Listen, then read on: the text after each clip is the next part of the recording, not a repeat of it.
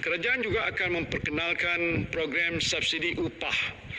Program subsidi upah untuk membantu majikan mengekalkan pekerja. Dalam keadaan yang sukar ini, saya tidak mahu lihat pekerja dibuang kerja dan hilang pendapatan. Menerusi program ini, kerajaan akan menjadikan upah sebanyak RM600 sebulan bagi setiap pekerja untuk tempoh 3 bulan. Program ini dikhususkan kepada pekerja yang berpendapatan di bawah RM4,000 dan majikan yang mengalami penurunan pendapatan lebih 50% sejak 1 Januari 2020. Majikan mesti memastikan mereka tidak membuang pekerja atau mengarahkan mereka mengambil cuti tanpa gaji bagi tempoh 3 bulan selepas program ini dilaksanakan. Selain itu, majikan juga tidak dibenarkan memotong gaji sedia ada pekerja. Langkah ini dijangka memanfaatkan 3.3 juta orang pekerja dengan peruntukan sebanyak RM5.9 bilion. Saya tahu pendapatan harian pemandu e-hailing sepenuh masa turut terjejas berikutan pelaksanaan Perintah Kawalan Pergerakan. Bagi meringankan beban mereka, kerajaan akan memberikan bantuan secara one-off sebanyak RM500 kepada 120,000 pemandu e-hailing dengan peruntukan sebanyak RM60 juta.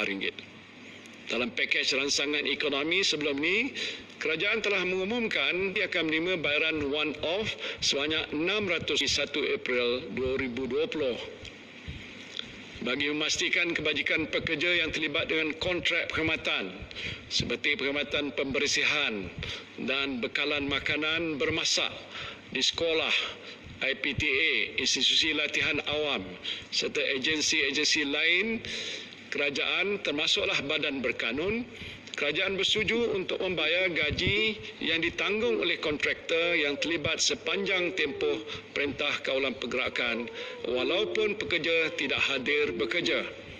Lebih 80,000 pekerja akan menerima manfaat daripada inisiatif ini yang melibatkan peruntukan berjumlah RM110 juta. Selain itu, kerajaan juga bersetuju untuk memanjangkan tempoh kontrak perkhidmatan yang berkenaan selama sebulan sebagai trade-off dengan tempoh Perintah Kawalan Pergerakan.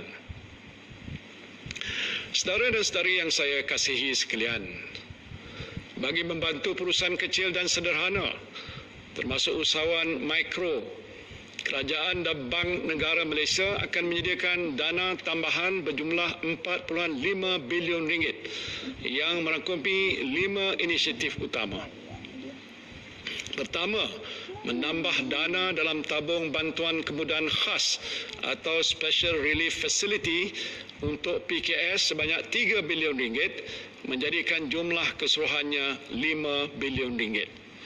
Selain itu, kadar faedah bagi keseluruhan dana ini akan dikurangkan daripada 3.75% kepada 3.5%.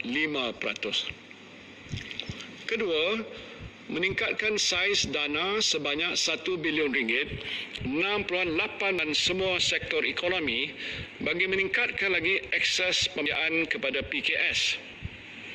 Ketiga, menyediakan dana tambahan sebanyak RM500 juta di bawah skim kredit mikro yang menjadikan jumlah keseluruhan RM700 juta bagi pembiayaan mudah.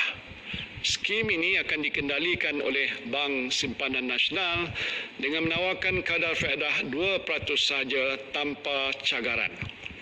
Syarat kelayakan pinjaman juga dilonggarkan dengan minimum 6 bulan operasi berbanding setahun operasi. Amaun pembiayaan juga ditingkatkan daripada maksimum RM50,000 kepada RM75,000 bagi setiap usahawan. Inisiatif ini adalah terbuka kepada semua usahawan mikro dalam semua sektor perniagaan, termasuklah pengusaha taska, operator bas dan teksi, industri kreatif dan peniaga di atas talian.